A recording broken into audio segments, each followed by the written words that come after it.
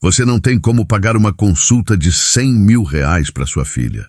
A voz do Dr. Sérgio, polida e cheia de um deboche sutil, cortou a quietude do consultório como uma faca afiada. As palavras ecoaram, não só na sala, mas na alma de Joana. Elas se misturavam ao som abafado do choro contido de Maia, de apenas 7 anos, que ardia em febre nos braços da mãe. A menininha, com os cabelos crespos colados na testa pelo suor, tremia como um passarinho assustado. O peito de Joana doía de uma forma que o cansaço de uma vida inteira de trabalho jamais conseguiu igualar. Joana era uma mulher de 42 anos, com a pele negra e brilhante de tanto suor, e mãos que contavam a história de cada chão que ela esfregou. Naquele dia, ela vestia seu melhor, um vestido simples, mas impecável, que contrastava dolorosamente com a opulência ao seu redor. A sala de espera era um espetáculo de mármore e aço escovado. Os quadros na parede eram assinados por artistas que Joana mal conhecia, mas cujos nomes soavam tão caros quanto o relógio no pulso do doutor Sérgio. Ele era um homem branco, alto, com um jaleco branco imaculado que parecia feito sob medida para realçar sua importância. A cada movimento, seu relógio de pulso refletia a luz, um lembrete silencioso e brilhante de sua fortuna. O caminho até aquele consultório foi uma odisseia de meses. Meses de noites mal dormidas, de pesquisas em fóruns online e de súplicas nos corredores de hospitais públicos, onde a resposta era sempre a mesma. Não temos um diagnóstico preciso. Tente um especialista. O nome do doutor Sérgio era o último eco de esperança que lhe restava. Ele era famoso por tratar doenças raras, por desvendar mistérios médicos. Mas a fama, Joana descobriu, vinha com um preço. Doutor, por favor, Joana balbuciou, a voz embargada pela dor e pela humilhação. Minha filha está muito mal. Juntei o pouco que tinha. Se o senhor puder apenas me dar um diagnóstico, eu sei que posso pagar, só preciso de um tempo. A voz dela era um sussurro desesperado, uma prece sincera. O doutor Sérgio apenas riu. Não foi uma risada alta, mas um som contido e frio, que soou mais como desprezo. Ele se reclinou em sua cadeira de couro, com ares de quem se diverte com a desgraça alheia. Tempo? Senhora, aqui não é o setor de caridade. A entrada é 100 mil. E duvido muito que você consiga juntar essa quantia, mesmo que trabalhe o resto da sua vida esfregando chãos. Talvez sua filha devesse ter nascido em uma família com mais sorte, não é mesmo? A dor que Joana sentiu naquele momento foi maior do que qualquer dor física que ela já conheceu. Era a dor da impotência, da humilhação, do preconceito escancarado. Era a dor de ver a vida de sua filha reduzida a um saldo bancário. As lágrimas, que ela tentava segurar com todas as suas forças, escorreram por suas bochechas. Aquele homem não via uma mãe desesperada. Ele via uma faxineira, uma mulher pobre, uma intrusa em seu mundo de riqueza e privilégio. Para ele, Joana não era uma cliente. Era uma lembrança incômoda de um mundo que ele havia deixado para trás. Joana se sentiu pequena, insignificante. Sua mão, que segurava a testa febril de Maia, tremia. O suor que descia pelo seu rosto não era apenas do calor da sala, mas da vergonha. A cada palavra do médico, uma parte dela morria. O silêncio da criança em seus braços, que costumava ser cheia de vida, era um lembrete cruel de que ela estava falhando. Mas a vergonha e a impotência se transformaram em uma faísca de dignidade. Naquele momento, Joana decidiu que não seria uma vítima. Ela sentiu uma força que nunca soube que tinha, a força de uma mãe que faria qualquer coisa para proteger sua filha. Lentamente, com a mão que não segurava Maia, ela tateou a bolsa. O seu coração batia forte. O som dos seus dedos na alça do zíper era quase inaudível, mas para Joana parecia um trovão. Ela sabia que precisava fazer algo que não a faria se sentir pequena nunca mais.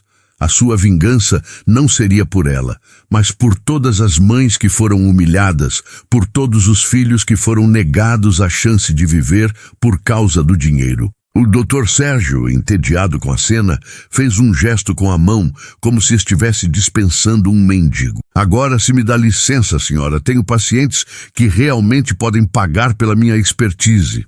Naquele instante, Joana sentiu que era a hora. Ela puxou o zíper de sua bolsa, abrindo-a com um som que parecia um grito de guerra em meio ao silêncio. Lentamente, ela começou a procurar algo lá dentro. O doutor Sérgio, com uma expressão de desprezo, a observava. A sua condescendência era palpável. O que ele não sabia era que aquele gesto não era de quem procurava uma esmola, mas de quem estava prestes a virar o jogo. A história de Joana, a faxineira humilhada, estava prestes a se tornar a lenda da mãe que se recusou a ser derrotada. Enquanto o Dr. Sérgio, com uma expressão de desprezo entediado, esperava que Joana se retirasse, ela abriu a bolsa. Não com a pressa de quem procura algo perdido, mas com a calma de quem sabe exatamente o que tem em mãos. Os dedos de Joana, grossos e calejados, deslizaram por entre o forro de tecido, até encontrarem um envelope grosso e pesado. O Dr. Sérgio, impaciente, revirou os olhos. Ele imaginava que ela estava procurando por algumas notas amassadas, uma tentativa patética de pagar uma fração da consulta, como se estivesse barganhando em uma feira. A humilhação parecia ser o ponto final daquele encontro. Ele já se preparava para chamar a assistente, Marina, para escoltá-las para fora do consultório. Mas Joana, com uma dignidade inabalável, estendeu o envelope. O logotipo da Trust Bank Solutions estava gravado em relevo no canto superior. O doutor Sérgio pegou o envelope com a ponta dos dedos, como se estivesse tocando em algo sujo. O peso do papel, porém, o surpreendeu. Não era um envelope qualquer. Ele abriu o envelope com ares de quem vai dispensar um pedido de esmola, mas o sorriso de escárnio em seu rosto morreu no exato momento em que seus olhos pousaram no conteúdo. O papel era um extrato bancário. Seus olhos se arregalaram. A arrogância se esvaiu, substituída por um choque mudo. A voz, que momentos antes havia destilado veneno, agora estava presa em sua garganta. Ele leu o número, incrédulo. Eram tantos zeros que ele teve que reler para ter certeza de que não estava sonhando. O valor gritava na página. Saldo disponível, 25 mil reais. 25 milhões de reais. O montante era tão grande que parecia uma piada de mau gosto. Ele levantou os olhos trêmulos para encarar Joana, a faxineira. A mulher que ele acabara de humilhar publicamente e que agora o olhava com uma calma assustadora. A expressão dela não era de triunfo, mas de uma profunda tristeza. A tristeza de quem foi forçado a usar sua arma secreta para se defender de um ataque vil. Isso não é possível. Ele gaguejou, a voz falhando. Isso é um engano. Não é, doutor, Joana respondeu, a voz agora firme e sem o choro. É o meu saldo, a minha fortuna. Ela fez uma pausa, respirando fundo. Foi uma herança. Eu trabalhei por mais de 30 anos para o Sr. Arthur, o dono da fábrica de tecidos. Ele me tratava como uma filha. No seu testamento, ele me deixou quase tudo o que tinha, dizendo que eu era a única pessoa que se importava com ele de verdade. A história, contada em poucas frases, era um soco no estômago do doutor Sérgio. Ele, que se orgulhava de sua riqueza e de sua posição social, agora se sentia minúsculo. Aquela mulher que ele havia rotulado de incapaz tinha mais dinheiro do que ele imaginava ter em toda a sua vida. A ironia era cruel e perfeita. Ele se levantou da cadeira inquieto, a mente correndo para encontrar uma explicação. A culpa era sua. Ele a tinha julgado pela aparência, pelo suor no rosto, pela simplicidade de suas roupas. Ele a tinha categorizado, colocado em uma caixa, e agora aquela caixa tinha explodido em sua cara. Eu peço desculpas, eu não sabia, ele murmurou, a voz de repente mansa. A arrogância havia sido esmagada pela realidade. Joana, no entanto, não demonstrou piedade. A tristeza em seus olhos se aprofundou. O senhor não precisa saber quanto eu tenho para me tratar com respeito. A minha filha, que o senhor nem se deu ao trabalho de olhar, merece a chance de viver, independentemente do meu saldo bancário. O senhor me humilhou, doutor, na frente de uma criança doente. Você me fez sentir pequena, e o meu dinheiro não vai apagar isso. As palavras de Joana eram um golpe mais doloroso do que qualquer chicote. O médico, que antes se sentia no topo do mundo, agora se sentia nu. A sua máscara de profissionalismo havia caído, e por trás dela só existia um homem cruel e preconceituoso. Ele olhou para a pequena Maia, que dormia um sono febril nos braços da mãe, e sentiu uma pontada de remorso. Mas era um remorso tardio, inútil. A dignidade de Joana, uma faxineira, tinha sido ferida por sua arrogância. Eu vou atender a sua filha. Imediatamente, ele disse, a voz quase implorando. Farei o que for preciso. O diagnóstico e o tratamento, tudo sem custo. Joana o olhou, um misto de desafio e cansaço nos olhos. Não, eu vou pagar cada centavo. Quero que o senhor me trate como qualquer outro paciente. Mas lembre-se, a partir de agora, o senhor não é mais o dono do jogo. Eu sou o doutor. Sérgio, pálido e derrotado, assentiu. O poder daquela mulher era inegável. Ele não era mais o médico milionário humilhando a faxineira. Ele era um homem que, por um instante de arrogância, colocou sua carreira e sua reputação em risco. O jogo havia virado, e o extrato bancário era apenas o começo. O que ele não sabia era que Joana tinha outra surpresa na manga, uma que mudaria a vida dele para sempre. O doutor Sérgio estava em choque. O extrato bancário de 25 milhões ainda tremia em suas mãos. Sua mente, antes tão afiada e cheia de certezas, agora era um caos de descrença e pânico. A faxineira que ele havia desprezado estava ali, sentada em frente a ele, com mais poder financeiro do que ele jamais sonhou em ter. Ele, o renomado médico milionário, havia sido reduzido a um mero mortal diante daquela mulher. Mas o choque financeiro era apenas o começo.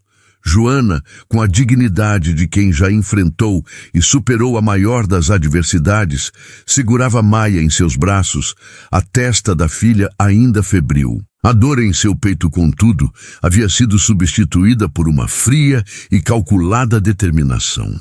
Ela tinha uma missão, e a fortuna era apenas uma ferramenta para cumpri-la. 25 milhões de reais não poderiam apagar o escárnio no olhar do médico, mas poderiam garantir a justiça. Enquanto Sérgio tentava encontrar as palavras certas, Joana, calmamente, pegou seu celular do bolso e o colocou sobre a mesa. A tela estava acesa. Sabe, doutor? Sérgio, ela começou, a voz firme e sem qualquer rastro de emoção. Quando o senhor começou a rir de mim, a debochar da minha roupa e do meu trabalho, eu pensei que não poderia fazer nada. Eu era só uma faxineira. E o senhor era um homem poderoso. Mas o senhor me ensinou uma coisa importante hoje, que a arrogância pode ser uma doença mais grave do que a da minha filha. O doutor Sérgio, confuso e alarmado, tentou entender o que ela estava insinuando. O que o senhor quer dizer? Ele gaguejou. Eu já pedi desculpas, não foi suficiente? Joana deu um leve sorriso, um sorriso amargo, mas de vitória. Não, doutor Sérgio, não foi. Porque o senhor pediu desculpas para a minha conta bancária, não para mim, a faxineira. O senhor pediu desculpas porque o meu dinheiro o assustou, não porque o meu sofrimento o tocou. Mas eu tenho algo que o dinheiro do senhor não pode comprar, e que o meu dinheiro me permitiu ter. Prova. Ela estendeu a mão e deu um leve toque na tela do celular. O ícone de gravação de áudio estava vermelho, piscando. A palavra gravando brilhava no canto superior da tela. O rosto do doutor Sérgio empalideceu. O ar que ele havia conseguido inspirar ficou preso em seus pulmões. As mãos que seguravam o extrato bancário tremeram violentamente. Ele tentou falar, mas a voz não saiu. A ficha caiu de uma vez só. Ela havia gravado tudo. O deboche, a humilhação, a risada de escárnio. Tudo. Sim, doutor Sérgio, Joana continuou. Eu gravei toda a nossa conversa, desde a sua primeira frase sobre os 100 mil reais até a sua última desculpa. E agora o senhor tem uma escolha a fazer.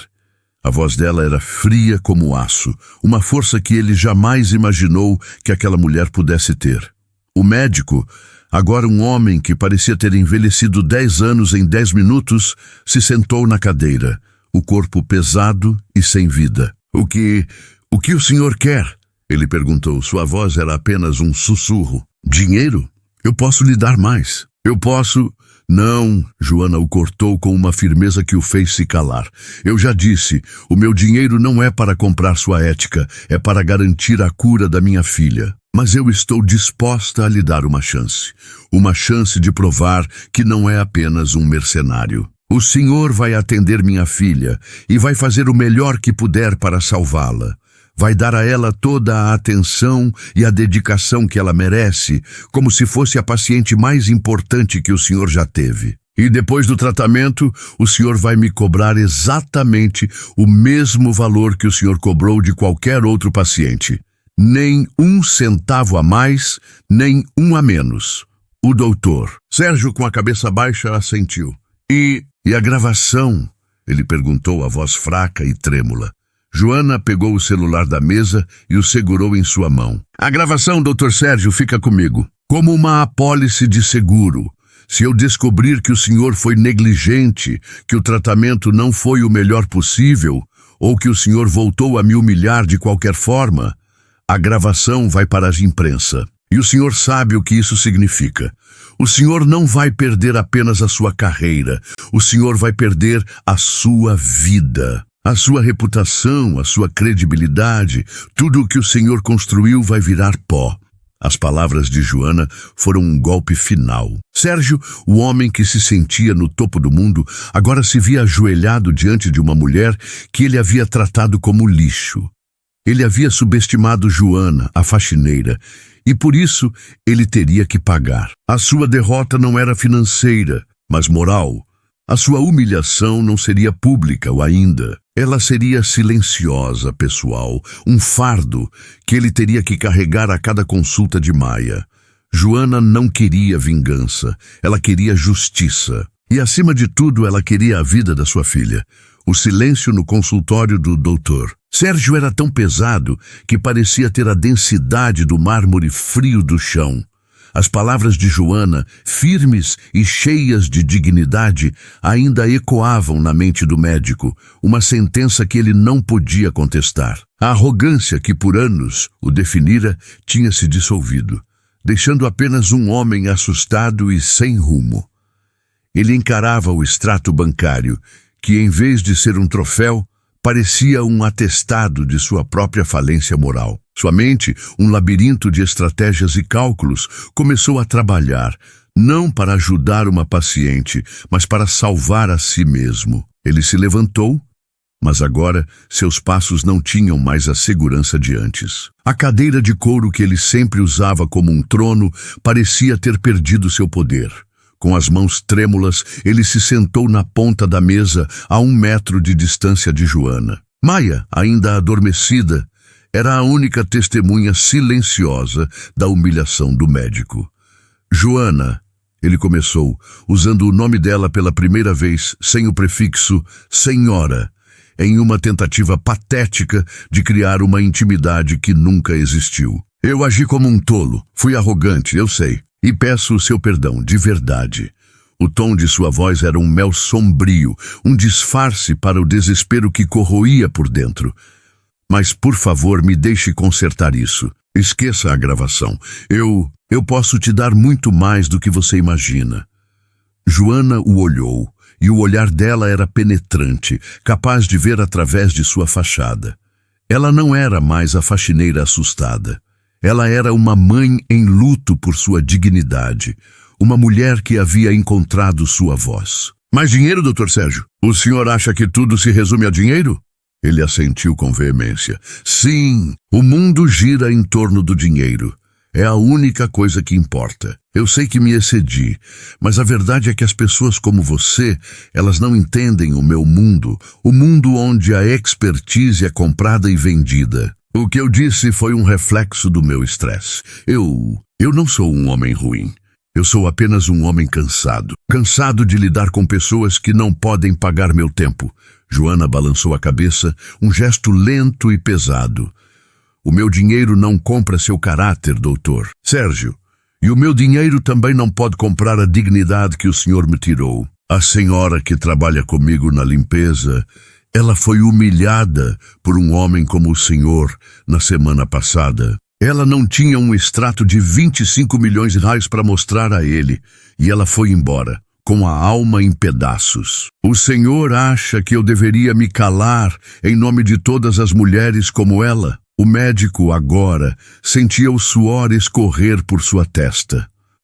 A sua máscara estava desmoronando e ele estava ficando sem opções. Ele se levantou e começou a andar pela sala. Parou em frente a Joana e, com um suspiro profundo, fez uma oferta que ele achava impossível de ser recusada. Tudo bem, escute, eu posso te dar 5 milhões. E 5 milhões de reais. Dinheiro limpo, transferido hoje, para que você possa cuidar da sua filha, para que ela tenha o melhor tratamento do mundo. Esqueça a gravação. Eu juro que farei o meu melhor pela sua filha, de graça. E você não precisa nunca mais voltar aqui, nunca mais ver a minha cara.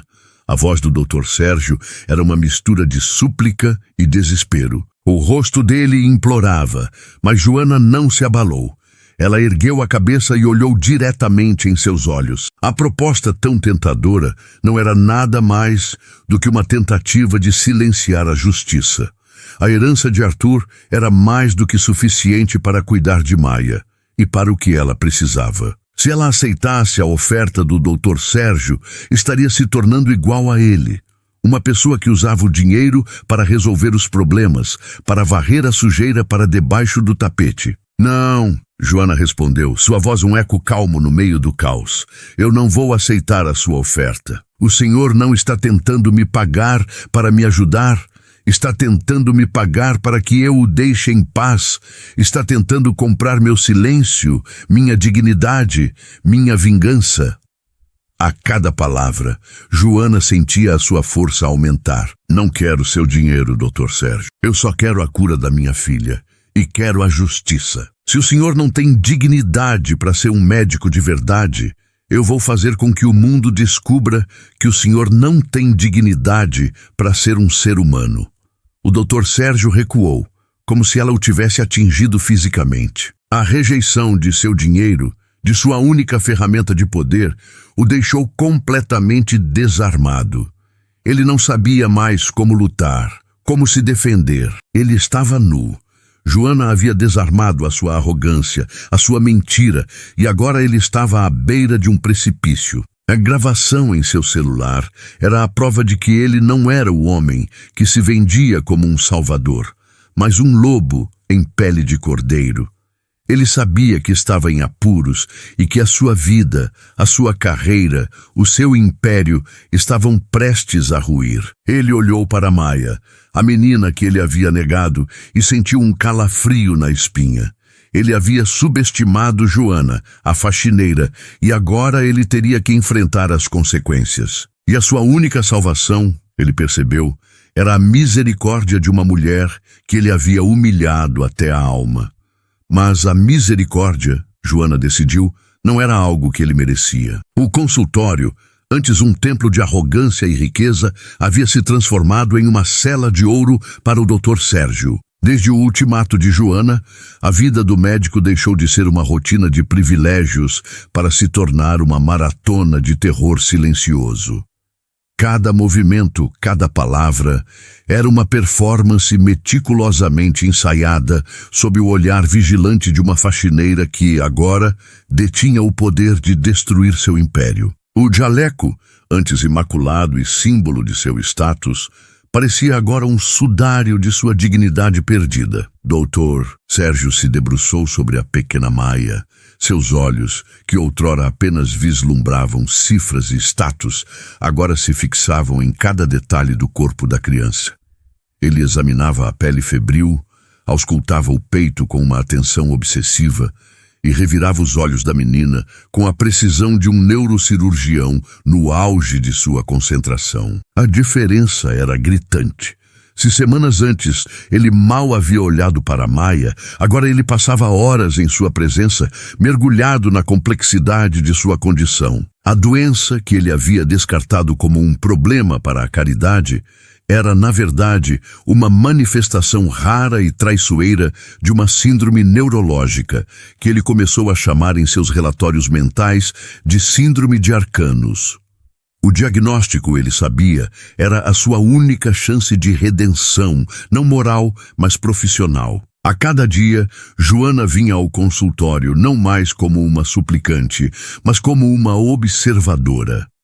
Ela se sentava na mesma cadeira de couro, com Maia no colo, e seus olhos negros, profundos e sem julgamento, seguiam cada movimento de Sérgio. Eles não precisavam de palavras. A presença dela era o lembrete constante de que a gravação, o veneno que ele mesmo destilou, ainda estava em suas mãos. A vida de Sérgio se tornou um tormento. As noites de festas e jantares de gala foram substituídas por madrugadas em claro no escritório, com pilhas de livros de medicina, artigos científicos e exames de ressonância magnética de Maia espalhados por todo o chão de mármore. Seu sono era interrompido por pesadelos, onde a voz de Joana ecoava, repetindo suas frases mais cruéis. Ele ligava para colegas de outros países, discutia os sintomas, os testes e os possíveis diagnósticos, mas nunca revelava a identidade da paciente. O medo da humilhação pública o impedia de procurar ajuda. Ele estava sozinho, encurralado entre a vida de uma criança e a destruição de sua própria. A síndrome de Maia era um quebra-cabeça de alta complexidade. Os sintomas se manifestavam como crises de febre alta, convulsões leves e um entorpecimento progressivo dos sentidos, que parecia estar roubando a vitalidade da menina pouco a pouco. Joana, com uma fé inabalável, observava a dedicação do médico sem nunca esquecer o que ele havia dito. Ela o via trabalhar, o via suar, o via perder o sono e sabia que tudo aquilo era movido pelo medo, não pelo coração. E para ela, isso era suficiente. Seu único objetivo era a cura de sua filha, e se o medo era a única coisa que poderia garantir o melhor tratamento, que assim fosse. Um dia, depois de quase um mês de exames e pesquisas incessantes, Dr. Sérgio teve uma epifania. Ele estava revirando um livro antigo de neurologia que havia sido um presente de seu mentor, um homem que ele havia desapontado com sua arrogância. A página, amarelada pelo tempo, descrevia uma condição rara, a síndrome de Arcanos primário, que só se manifestava em crianças e tinha uma correlação genética específica. A descrição era assustadoramente parecida com os sintomas de Maia.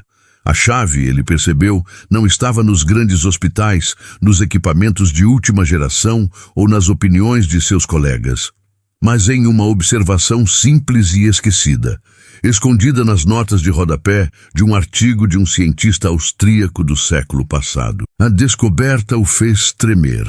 Ele correu para o laboratório, mandou refazer um exame de sangue de Maia e, para sua surpresa, o teste confirmou a presença de um marcador genético que ele havia ignorado nas primeiras análises. A solução, ele descobriu, não era uma cirurgia invasiva ou uma medicação de alto custo, mas uma combinação de terapias celulares e um tratamento medicamentoso pouco conhecido que agia diretamente no metabolismo das células nervosas. Era uma solução elegante e, acima de tudo, eficaz. Ele ligou para Joana, a voz alterada de emoção e alívio. Joana, eu tenho um diagnóstico e eu tenho um tratamento. É uma síndrome de Arcanos. E nós podemos curá-la. O tratamento começou imediatamente. Joana, com o coração na mão, observava cada passo. Sérgio, pela primeira vez, agia com uma honestidade brutal. Ele explicou a ela cada detalhe do processo, os riscos e as chances de sucesso. Ele não estava mais atuando, ele estava lutando. E o resultado foi surpreendente. Em menos de 2 semanas, a febre de Maia baixou. As convulsões cessaram e o sorriso de criança que Joana temia ter perdido para sempre voltou a iluminar o rosto da menina. O dia da alta de Maia foi um momento de silêncio e reflexão. O sol da tarde entrava pela janela do consultório, pintando de dourado o mesmo lugar onde Joana havia sido humilhada. A menina, agora corada e cheia de energia, brincava com um ursinho de pelúcia que Sérgio havia lhe dado. Joana, sentada, observava sua filha, com lágrimas de alívio rolando por seu rosto. Sérgio, por sua vez, estava de pé, à distância. Ele se sentia vazio. A ameaça de Joana ainda pairava sobre ele, mas naquele momento ele se sentia mais um homem do que um médico. Ele tinha salvado uma vida. E por um instante ele sentiu um leve toque de dignidade que não vinha de seu dinheiro, mas de seu trabalho. Sabe, ele começou, a voz baixa, quase inaudível. Eu queria te dizer uma coisa. Joana o olhou. Eu nunca teria feito isso. Eu nunca teria me esforçado tanto para uma filha de uma faxineira. Eu teria a mandado para um hospital público e o diagnóstico dela teria se perdido. Eu não sou um homem bom. Eu sou um covarde. A confissão vinda dele foi um choque para Joana. Era a primeira vez que ele falava com sinceridade, sem o véu de sua arrogância ou o terror de sua iminente queda. Joana, com os olhos marejados, apenas assentiu. Ela não precisava de mais nada. O arrependimento do médico era a sua vitória silenciosa. A cura de Maia era a sua recompensa. Ela se levantou, pegou a filha no colo e, com um sorriso, olhou para Sérgio. Obrigada, Dr. Sérgio, ela disse, a voz cheia de emoção. O senhor salvou a vida da minha filha, e por isso eu jamais vou esquecer o seu nome. Mas eu também não vou esquecer a sua lição. Com essas palavras, Joana e Maia saíram do consultório, deixando para trás um homem destruído e uma gravação que agora seria a sua sentença. A cura de Maia foi o começo de um novo capítulo para Joana e o início do fim para o doutor. Sérgio. O sol da tarde entrava pela janela do novo apartamento de Joana, pintando de dourado o mesmo rosto que semanas antes havia sido banhado em lágrimas de humilhação. Maia, agora corada e saudável, corria pela sala, seu riso o som mais doce que Joana jamais ouvira. O milagre de sua cura havia sido completo, e o sorriso da filha era a prova de que sua luta, a gravação e cada momento de terror valeram a pena. Mas para Joana, a história não podia terminar ali. A cura de Maia era uma vitória pessoal, mas a justiça era uma vitória para todos. O Dr. Sérgio, por mais que tivesse cumprido sua parte do trato, ainda era um símbolo da arrogância e do preconceito que ela e milhões de outras pessoas enfrentavam diariamente. O veneno que ele havia destilado não podia simplesmente ser esquecido. Com a filha em segurança, Joana tomou a decisão que sabia que seria um ponto de não retorno. Ela marcou uma reunião com a advogada que havia contratado, a jovem e idealista Camila, uma mulher que, assim como ela, acreditava que a lei deveria servir a todos e não apenas aos ricos. Camila, estou pronta, Joana disse com a voz firme. Vamos divulgar a gravação. A advogada, com os olhos brilhando de orgulho, assentiu. Joana, você sabe que isso vai ser um furacão, não é? A mídia vai vir atrás de você. As pessoas vão querer saber de tudo. Eu sei, Joana respondeu, sua expressão séria. Mas eu não fiz isso por fama. Eu fiz isso para que nenhuma mãe tenha que passar pelo que eu passei. O Dr. Sérgio precisa ser responsabilizado. Ele precisa aprender que a dignidade das pessoas não tem preço. Com a bênção de Joana, Camila agiu com a precisão de um cirurgião.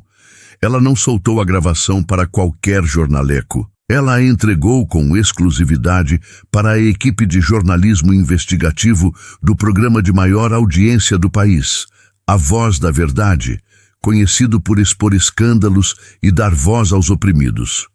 O apresentador, um homem carismático e respeitado, viu na história de Joana o potencial de um terremoto. A gravação, um áudio de quase 15 minutos, capturava cada palavra, cada riso, cada humilhação. Era a prova irrefutável da crueldade do médico. Naquela noite, a família do Dr. Sérgio estava reunida em sua mansão, celebrando o sucesso de uma nova linha de investimento. O som da taça de champanhe batendo em taça enchia o ar. O doutor Sérgio, aliviado por ter se livrado do pesadelo de Maia, estava de volta à sua vida de pompa. Seus amigos, outros médicos e empresários de sucesso o cercavam, rindo de suas piadas. A televisão na parede, uma tela gigante de 120 polegadas, transmitia um noticiário de entretenimento, mas o canal mudou abruptamente para A Voz da Verdade. "Boa noite", disse o apresentador, com um tom grave que fez o riso cessar na sala. "Hoje vamos expor um escândalo que vai chocar o Brasil. A história de um médico milionário que humilhou uma mãe faxineira e o preço que ele pode ter que pagar pela sua arrogância." O doutor Sérgio sentiu um frio na espinha, um calafrio gelado que não vinha do ar-condicionado. As imagens na tela mostravam fotos de Joana, de Maia e então uma imagem sua, uma foto de sua clínica com um X vermelho sobre ela. O pânico começou a se instalar. Seu coração, de repente, parecia querer sair do peito. Ele tentou pegar o controle remoto para mudar de canal, mas a sua mão não o obedeceu. "Nós obtivemos uma gravação exclusiva", continuou o apresentador, com um tom de drama que hipnotizava a audiência. "A gravação da consulta entre o renomado Dr. Sérgio e a senhora Joana, uma faxineira que foi ao seu consultório em busca de esperança para sua filha doente." A voz de Joana, embargada e cheia de dor, preencheu a sala. Os amigos do Dr. Sérgio, chocados, olharam para a tela. Então veio a voz dele. A voz de Sérgio, risonha, debochada, cortante. "Você não tem como pagar uma consulta de 100 mil reais para sua filha." O som de sua própria risada ecoou pela sala. A risada de um monstro, de um homem sem coração. Os amigos se entreolharam, com a mistura de choque e horror em seus rostos. A humilhação era pública e era real. A esposa de Sérgio, uma mulher elegante e fria, se levantou e olhou para ele com um desprezo que ele jamais havia visto. "O que é isso, Sérgio?" ela sussurrou. "O que você fez?" O pânico de Sérgio virou terror. As mensagens em seu celular começaram a chegar. Uma avalanche de notificações. Eram colegas, amigos, pacientes, todos querendo saber se era verdade. O escândalo estava explodindo e ele estava no centro dele. A audiência do programa estava em milhões e em cada casa as pessoas assistiam ao seu império desmoronar. As hashtags "Médico Maldito" e "Justiça para Joana" tomaram as redes sociais. A história de Joana, a faxineira que humilhou o milionário, era a história do dia, da semana, do ano. No hospital onde ele trabalhava, o CEO convocou uma reunião de emergência. A repercussão era tão grande que a reputação do hospital estava em risco. Em questão de horas, um comunicado oficial foi emitido.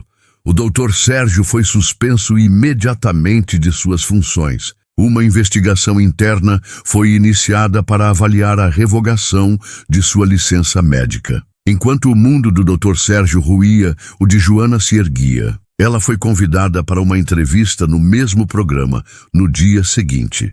Joana, com a dignidade que sempre a caracterizou, falou sobre a importância do respeito e da empatia. Ela não se vangloriou da herança ou da vitória. Ela se tornou a voz de uma nação, um símbolo de que a justiça, no final, sempre encontra o seu caminho. A sua história era a prova de que a humildade, a resiliência e a dignidade valem mais do que qualquer fortuna. Naquela mesma noite, enquanto o doutor Sérgio se sentava sozinho em sua mansão, agora fria e silenciosa, seu celular tocou. Era um número desconhecido. Ele atendeu, a voz trêmula. "Alô?"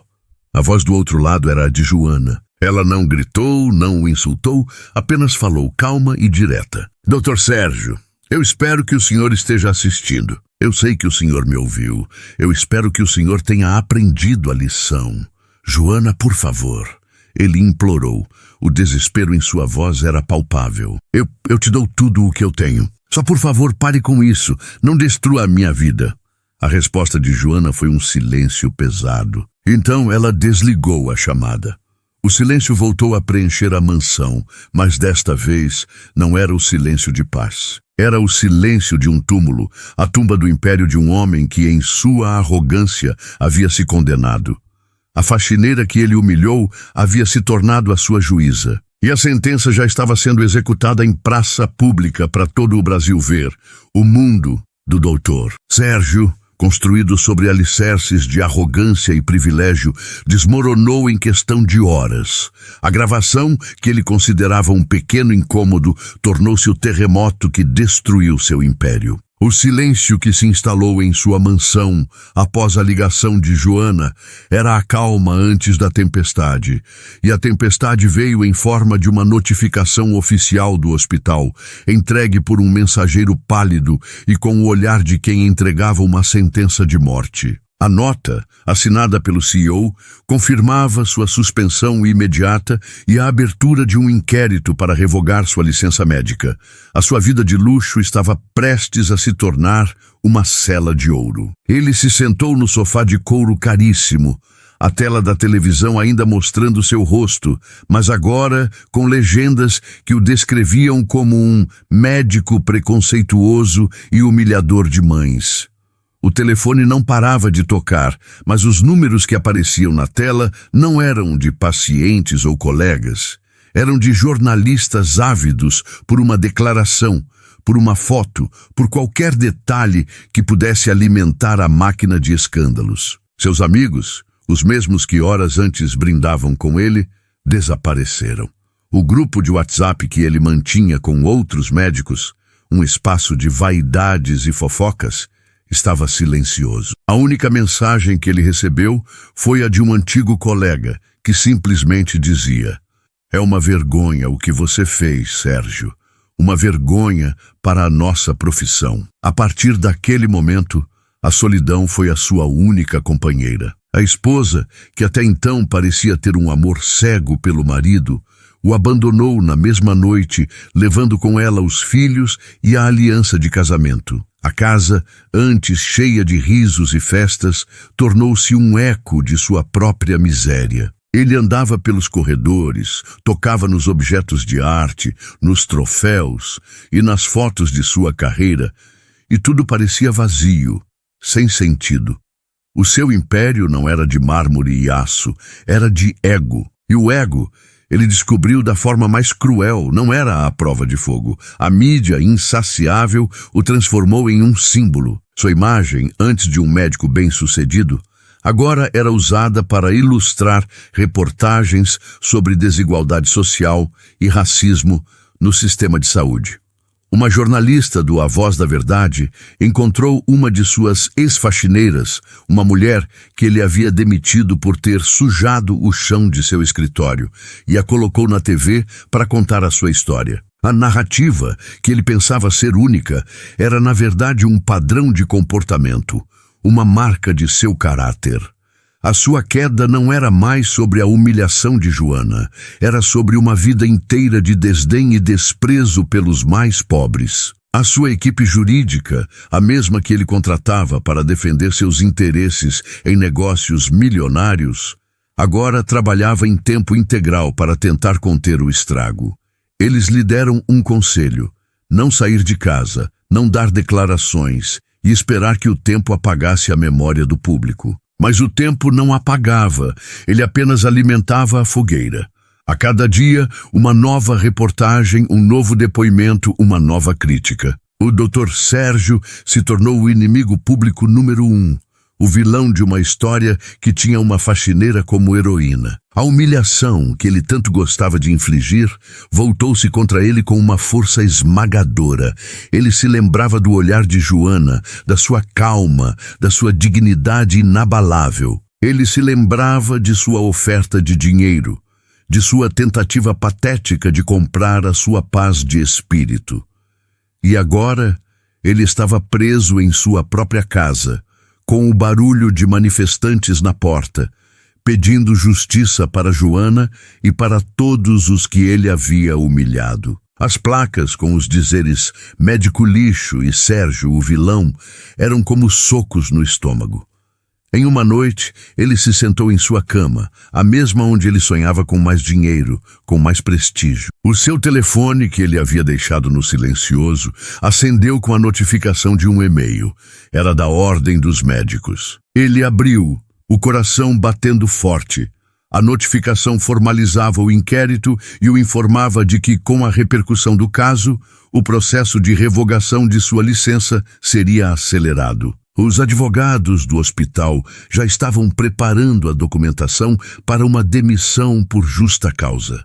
A sua carreira, a razão de sua vida, estava no fim. Ele não seria mais o Dr. Sérgio, o renomado médico. Ele seria apenas Sérgio, o homem que arruinou sua vida por causa de sua própria arrogância. A derrota não era apenas profissional, mas financeira. Os seus pacientes, os mesmos que ele cobrava valores exorbitantes, estavam cancelando os tratamentos. A sua clínica, que era um ícone de luxo e eficiência, agora era um lugar vazio. Ele tinha milhões no banco, é verdade, mas de que adiantava o dinheiro sem o poder? O dinheiro não podia comprar a reputação, o respeito, a dignidade. O dinheiro, ele descobriu, não podia comprar a felicidade. E a felicidade, ele percebeu, não era algo que vinha de fora, mas de dentro. E o que estava dentro dele era apenas um vazio. Ele olhou para a foto de família na mesa de cabeceira. Ele, a esposa e os filhos, todos sorrindo. Era uma foto de uma vida que ele não tinha mais. Uma vida que ele jogou fora por causa de uma humilhação.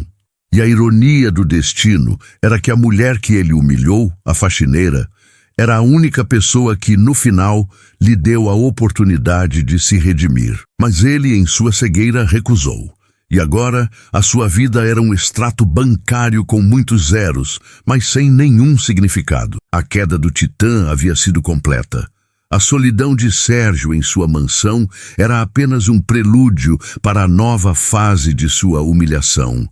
A batalha legal, com a suspensão de sua licença e o início de um processo de revogação, seus advogados, antes dedicados a defender seus interesses financeiros, agora lutavam para salvar o que restava de sua reputação. Eles sabiam que o caso era uma causa perdida na corte da opinião pública, mas na corte da lei existia uma chance. E essa chance, eles decidiram, era atacar a credibilidade de Joana. A advogada de Sérgio, uma mulher fria e calculista chamada doutora Helena, decidiu que a melhor defesa era o ataque. Ela agiu rápido, contratando detetives particulares para investigar cada aspecto da vida de Joana. A missão era clara: encontrar algo, qualquer coisa, que pudesse pintar Joana não como a heroína injustiçada, mas como uma oportunista fria que usou a doença da filha e sua herança para arruinar um médico. Eles vasculharam a vida de Joana, desde sua infância humilde até o dia em que o senhor Arthur, o dono da fábrica de tecidos, a incluiu em seu testamento. A grande descoberta da equipe de Helena veio de uma fonte improvável. Uma vizinha de Joana, uma mulher chamada Zilda, que morava no mesmo prédio humilde onde Joana viveu por anos. Zilda sempre invejou a dignidade de Joana, a sua calma, o seu sucesso na vida mesmo antes da herança. Quando a fortuna de Joana foi revelada, a inveja de Zilda se transformou em amargura. E foi essa amargura que a tornou a testemunha perfeita para a defesa de Sérgio. A doutora Helena marcou uma coletiva de imprensa, algo que Sérgio tinha evitado a todo custo, no púlpito, com Sérgio ao seu lado, pálido e com a expressão de um fantoche. A advogada anunciou uma nova verdade sobre o caso. O público foi levado a acreditar em uma narrativa de heroísmo e justiça. Ela começou com sua voz calma e persuasiva. Mas hoje vamos mostrar que por trás da máscara de vítima existe uma mulher ambiciosa que arquitetou um plano para se vingar de um médico e com isso lucrar com sua fortuna recém-descoberta. Ela então apresentou Zilda à imprensa. A mulher, vestindo roupas modestas, com o rosto contraído de rancor, olhou para as câmeras. Joana não é a santa que vocês pensam. Ela começou, sua voz tremendo de emoção fabricada. Sempre foi uma mulher invejosa, sempre quis ter mais do que tinha. Eu a ouvi, por várias vezes, conversando com o senhor Arthur, o patrão dela, dizendo que ele tinha que deixá-la algo, que ela merecia mais por todos os anos que trabalhou. Depois que ele morreu, ela ficava falando que tinha que encontrar uma forma de fazer o dinheiro valer a pena, de se vingar da vida que ela tinha. E quando a filha dela ficou doente, ela viu a oportunidade perfeita. Ela me disse com todas as palavras: eu vou entrar naquele consultório e vou sair com o tratamento da minha filha de graça e ele vai se arrepender de ter nascido. A mentira de Zilda, misturada com um grão de verdade, a inveja de Joana pela riqueza que a cercava, era a arma perfeita. A mídia, sempre ávida por uma reviravolta, se jogou na história. A imagem de Joana, a heroína, começou a ser manchada. Artigos de jornais e programas de TV agora questionavam suas intenções. As redes sociais, antes cheias de apoio, agora se dividiam. Hashtags como Frágil Joana oportunista começaram a surgir. A defesa de Sérgio estava trabalhando. Joana, que se dedicava à recuperação de Maia, sentiu o golpe. Ela viu as manchetes, ouviu os comentários e sentiu uma dor que ela pensava que nunca mais sentiria. A dor de ser julgada. Ela, que havia lutado por sua dignidade, agora era acusada de ser uma mentirosa.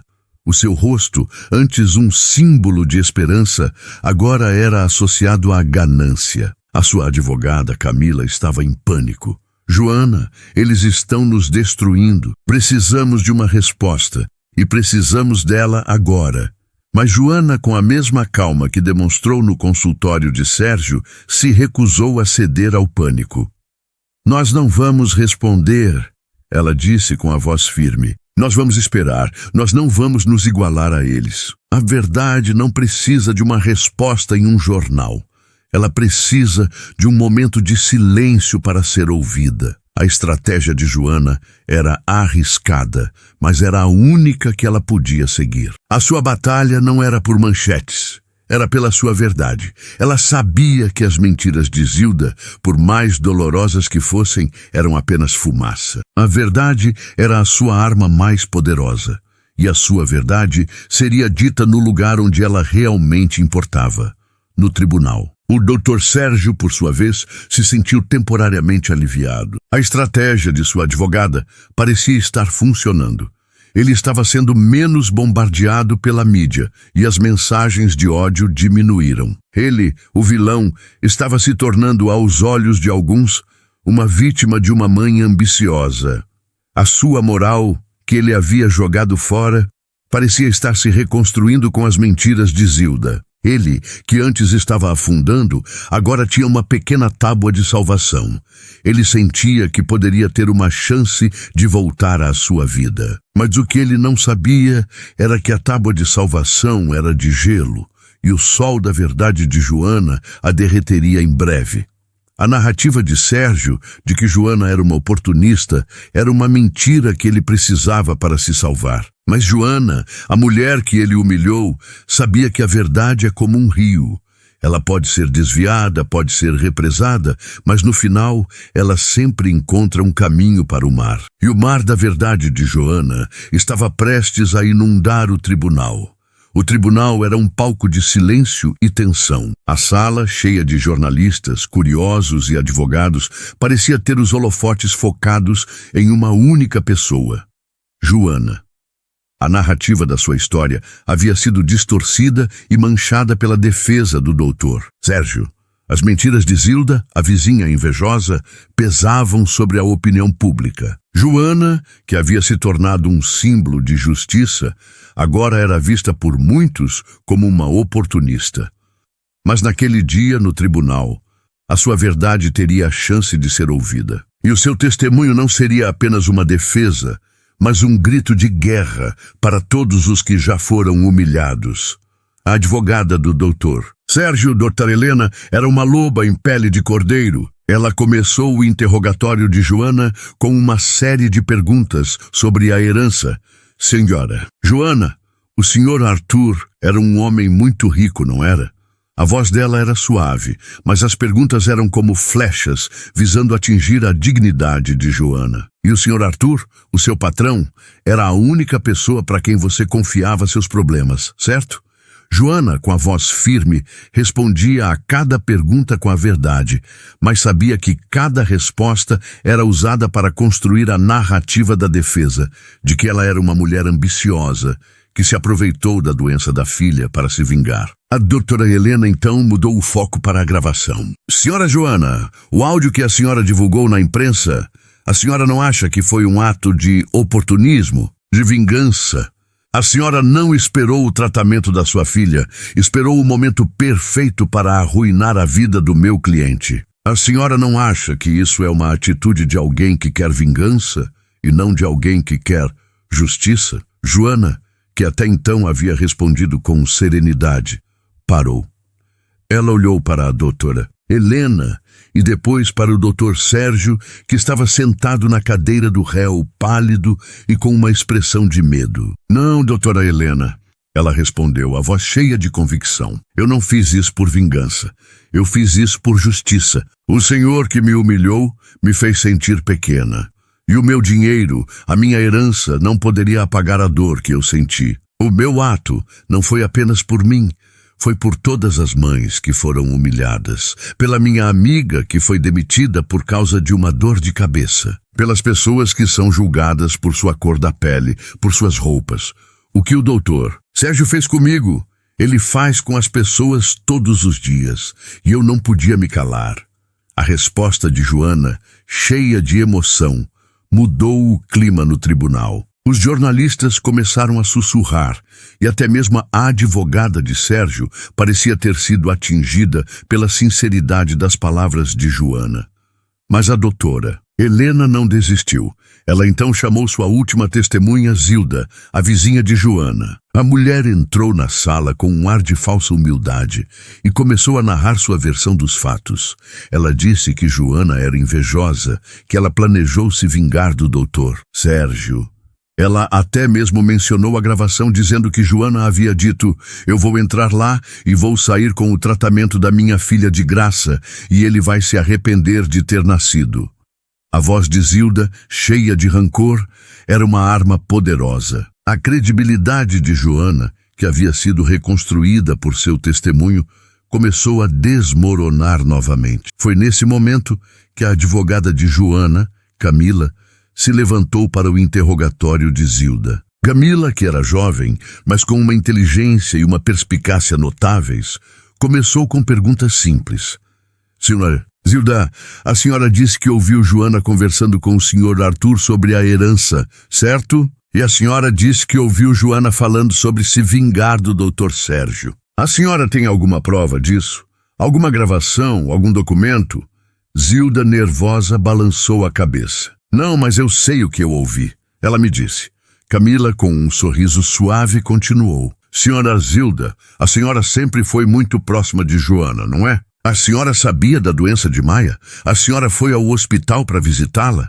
A voz de Camila era um veneno sutil. Zilda, cada vez mais nervosa, tentou se defender. Sim, eu sabia, mas eu não pude ir. Eu estava doente. Eu tinha meus problemas. Camila, sem dar tempo para Zilda se recuperar, fez a pergunta final, o golpe de misericórdia. Senhora, Zilda, a senhora não tem nenhuma prova para sustentar suas acusações, mas Joana tem. Ela tem um áudio, uma gravação, que prova que o doutor Sérgio a humilhou. A senhora pode nos dizer por que a senhora, a vizinha de Joana, que a viu passar por tudo, está aqui para ajudar o homem que humilhou uma mãe doente? Zilda, sem resposta, ficou em silêncio. A sua mentira, que parecia tão sólida, se desfez em fumaça. A sua inveja, que a levou a cometer o maior erro de sua vida, a fez cair. O doutor Sérgio, sentado na cadeira do réu, olhou para a sua advogada com o rosto de quem sabia que havia perdido. O testemunho de Joana e a derrota de Zilda na corte da lei virou o jogo novamente. A verdade de Joana era inegável. A sua dignidade, que a defesa de Sérgio tentou manchar, agora brilhava com uma força que nenhuma mentira podia apagar. A narrativa de Joana, que parecia ter sido escrita por um roteirista de Hollywood, agora tinha um final. Um final que não era sobre dinheiro, mas sobre justiça. E a justiça, ela descobriu, era a sua herança mais valiosa. A sala do tribunal, outrora um palco de tensões e reviravoltas, parecia agora suspensa em um silêncio pesado e solene. A espera pelo veredito do juiz era excruciante. Cada segundo se estendia, carregado com as esperanças e os medos de Joana e o desespero crescente de Dr. Sérgio. Joana, sentada ao lado de sua advogada Camila, segurava a mão da filha, Maia, que já não sentia mais a febre de outrora, mas que com sua presença era o lembrete vivo da luta que travavam. Do outro lado da sala, Sérgio, pálido e com a máscara de arrogância completamente desfeita, parecia um fantasma de seu antigo eu, com os olhos fixos no vazio. O juiz, um homem de semblante sério e voz grave, entrou na sala e o silêncio se aprofundou. Ele leu a sentença e a sua voz, calma e clara, era a voz da justiça que Joana tanto buscou. O tribunal, após analisar as provas apresentadas, incluindo o áudio da consulta, o depoimento da senhora Joana e as declarações da testemunha de defesa, conclui que o doutor Sérgio agiu de forma antiética e ilegal. Sua conduta, marcada pelo deboche e pelo preconceito, não apenas humilhou a senhora Joana, mas também violou o juramento de sua profissão. O juiz continuou, e as palavras que saíam de sua boca eram como os pregos no caixão da carreira de Sérgio. O tribunal ordena a revogação permanente da licença médica do doutor Sérgio. Ele está proibido de exercer a profissão em todo o território nacional. Adicionalmente, o tribunal o condena a pagar uma indenização por danos morais à senhora Joana e a todas as suas ex-pacientes que se sentiram prejudicadas, em um valor a ser calculado por uma equipe de peritos. As palavras do juiz foram um golpe de misericórdia para Sérgio. O seu corpo, que já estava sem vida, se curvou na cadeira. A sua carreira, a sua identidade, o seu império, tudo se desfez em um instante. O dinheiro que ele tanto valorizava, agora serviria para indenizar as pessoas que ele humilhou. O seu nome, que ele construiu com tanta vaidade, agora seria sinônimo de escândalo e vergonha. A reação na sala do tribunal foi imediata. Os jornalistas se levantaram e os flashes das câmeras explodiram como uma chuva de fogos de artifício. Joana, com os olhos marejados de emoção, abraçou sua filha e o choro que ela havia segurado por tanto tempo finalmente veio. Era um choro de alívio, de justiça, de vitória. A sua luta havia terminado e ela venceu. Camila, a advogada de Joana, também chorava. O seu primeiro caso havia sido um sucesso estrondoso, e ela sabia que aquela vitória era um marco não apenas para Joana, mas para todos os que lutam por seus direitos. O doutor Sérgio, por outro lado, permaneceu sentado na cadeira, imóvel. Ele era um fantasma. Sua advogada, a doutora Helena, tentava consolá-lo, mas as palavras dela não chegavam a ele. O seu mundo havia desmoronado. A sua vida de luxo, a sua esposa, seus filhos, seus amigos, tudo se foi. O seu maior medo, que a sua vida fosse um fracasso, se tornou realidade.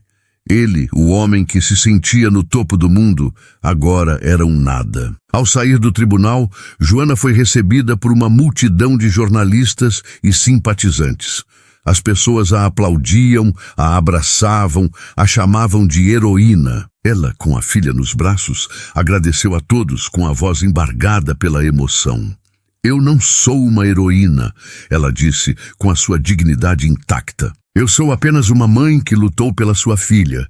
Eu sou a voz de todos os que foram humilhados. E hoje a nossa voz foi ouvida." O doutor Sérgio, saindo por uma porta lateral, se escondeu em um carro preto. Ele não tinha mais a sua fortuna, não tinha a sua família, não tinha a sua carreira. Ele tinha apenas o seu ego, quebrado e humilhado. A sua derrota não era apenas profissional ou financeira. A sua derrota era moral. Ele havia perdido a sua dignidade. E a dignidade, ele descobriu, não podia ser comprada. A sua vida de luxo, que ele tanto se orgulhava, se tornou um eco de uma vida que ele não tinha mais. Os seus amigos, os seus colegas, todos o abandonaram. Ele era um homem sozinho. E a sua única companhia era a sua própria consciência, que o assombraria pelo resto de sua vida. A vitória de Joana não foi apenas a vitória de uma mãe. Foi a vitória de um país, a vitória de todos os que lutam por seus direitos. A sua história, que começou com uma humilhação, terminou com um final de conto de fadas. A sua vida de faxineira havia se tornado um símbolo de esperança e a sua herança um instrumento de justiça. A sua luta havia terminado e ela venceu. E no final, o Dr. Sérgio, o homem que a humilhou, se tornou a sua maior lição, que a verdadeira riqueza não está no dinheiro, mas no caráter. E o caráter de Joana, ele descobriu, era a sua maior fortuna. A vitória no tribunal foi o ponto final de uma batalha, mas o começo de uma vida inteira de paz. A herança de 25 milhões de reais, antes um segredo pesado, transformou-se em uma quietude segura.